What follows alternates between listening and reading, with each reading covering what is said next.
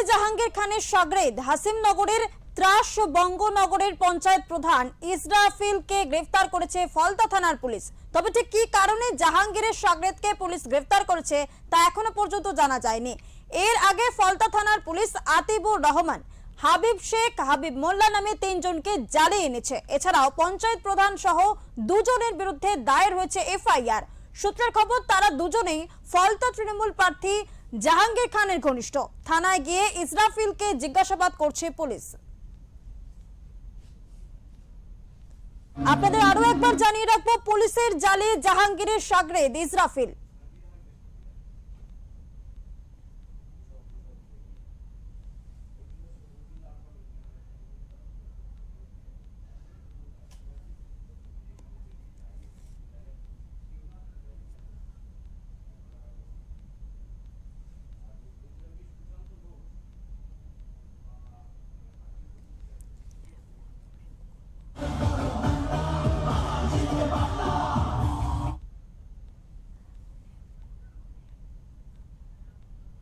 আপনাদের আরো একবার জানিয়ে রাখবো, ইতিমধ্যে পুলিশের জালে জাহাঙ্গীর খানের সাগরেদ হাসিমনগরের ত্রাস বঙ্গনগরের পঞ্চায়েত প্রধান ইসরাফিলকে গ্রেফতার করেছে ফলতা থানার পুলিশ।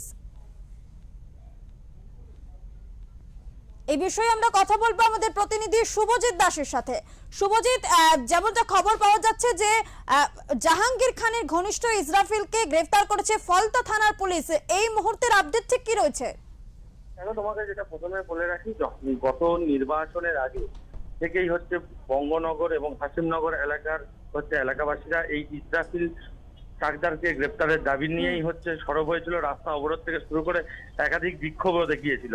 এরপর ফলতা বিধানসভা কেন্দ্রে পুনর্নির্বাচনের পর ফলতা বিধানসভা কেন্দ্রের অন্যতম ত্রাস জাহাঙ্গীর খানের একদম ঘনিষ্ঠ ইসরাফিল চাকদারকে গতকাল গ্রেফতার করলো ফলতা থানা পুলিশ। মূলত ইসরাফিল চাকদারের বিরুদ্ধে একাধিক জামিন অযোগ্য ধারায় মামলা রুজু করা হয়েছে। তার মধ্যে গুরুত্বপূর্ণ মামলাগুলি হলো খুনের হুমকি থেকে শুরু করে মারামারি সহ একাধিক ধারায় মামলা রুজু করা হয়েছে। ইসরাফিল চাকদারকে আজ ডায়মন্ড হারবার মহকুমার আদালতে পেশ করেছে ফলতা থানার পুলিশ। ধন্যবাদ শুভজিৎ তোমাকে। পুলিশের জালে জাহাঙ্গীরের সাগরেদ ইসরাফিল, পুলিশের জালে জাহাঙ্গীরের ঘনিষ্ঠ সাগরেদ ইসরাফিল, এমনটাই কিন্তু খবর পাওয়া যাচ্ছে। ইতিমধ্যেই গতকাল রাতে গ্রেফতার করেছে ফলতা থানার পুলিশ জাহাঙ্গীরের সাগরেদ ইসরাফিলকে। তার নামে একাধিক ধারায় মামলা রুজু করা হয়েছে।